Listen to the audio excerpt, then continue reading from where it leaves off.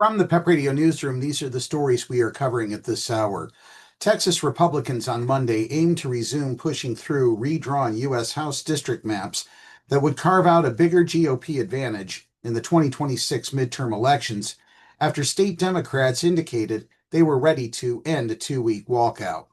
In response, California Democrats are also moving ahead with their own reshaping of congressional districts to counteract Texas, putting in motion a potentially widening and unusually timed redistricting battle nationwide.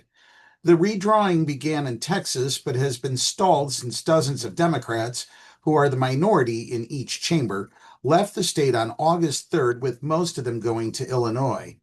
The absent lawmakers had signaled they were ready to return to Austin after Republican Governor Greg Abbott ended a first special session and California moved forward with its own plan.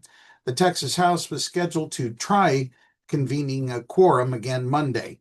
Abbott put redistricting on the agenda at the urging of President Donald Trump, who wants to shore up Republicans' narrow U.S. House majority to avoid losing control of the chamber, and with it, prospects for Trump's conservative agenda in the later part of his term. It is unusual for redistricting to take place in the middle of the decade and typically occurs once at the beginning of each decade to coincide with the census. Ukraine won't surrender land to Russia. President Volodymyr Zelenskyy has rejected Vlad Putin's demand that Ukraine surrender the Donbas region made up of the Donetsk and Luhansk regions, since the Ukrainian constitution forbids giving up territory or trading land. That also means that he can't cede Crimea either. Instead, freezing the front line, which snakes roughly 620 miles from northeastern to southeastern Ukraine, seems to be the most Ukrainian people might accept. Russia currently holds about 20% of Ukrainian territory.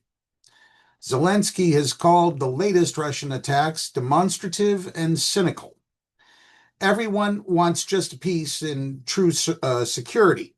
At this very moment, the Russians are striking Kharkiv, Zaporizhzhia, the Sumy region, Odessa, residential buildings, and our civilian infrastructure, according to Volodymyr Zelenskyy. He said the energy infrastructure object struck in Odessa belongs to an Azerbaijani company. This is a blow to our relations with Azerbaijan and to energy independence. The war must be brought to an end, and it is Moscow that must here stop, Zelenskyy said in conclusion. And meanwhile, Trump has previewed executive orders regarding voting. Ahead of a critical meeting with Ukrainian leader Zelenskyy, Trump made it clear he has other things also on his mind. He said in a social media post Monday morning that he'll be issuing an executive order to help bring honesty to the 2026 midterm elections. Of course, honesty was in all caps, saying he will lead a movement to get rid of mail-in ballots and voting machines.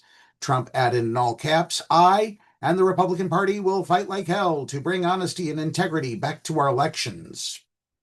He won the last election. Why is he complaining and he can't run again?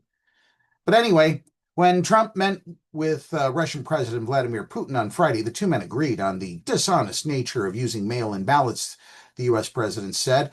He said there's not a country in the world that uses it now. Trump said Putin told him of the process. Trump recounted that conversation during an interview with Fox News' Sean Hannity. Vlad Putin is not exactly whom I would trust regarding elections being free, fair, and honest. And finally, a stronger and bigger Hurricane Erin pelted parts of the Caribbean and was forecast to create dangerous surf and rip currents along the U.S. East Coast this week.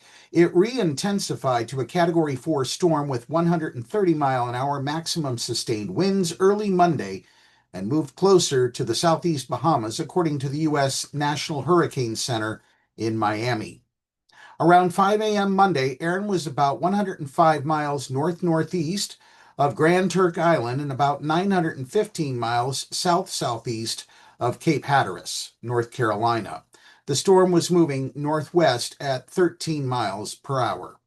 The Bahamas government issued a tropical storm watch for the central Bahamas, while a tropical storm warning remained in effect for the Turks and Caicos Islands and southeast Bahamas, the Hurricane Center reported. Additional strengthening was forecast for Monday, followed by gradual weakening, but Erin was expected to remain a large major hurricane into midweek. That's the news at this hour. If you were watching our news videos on YouTube, be sure to subscribe to our channel. You can now listen to PEP Radio on the Live 365 app, the PEP Radio page at paequality.com, Roku, and Alexa. Simply tell your Alexa device, Alexa, play PEP Radio. Up next, we have the Meadville area weather forecast here on PEP Radio.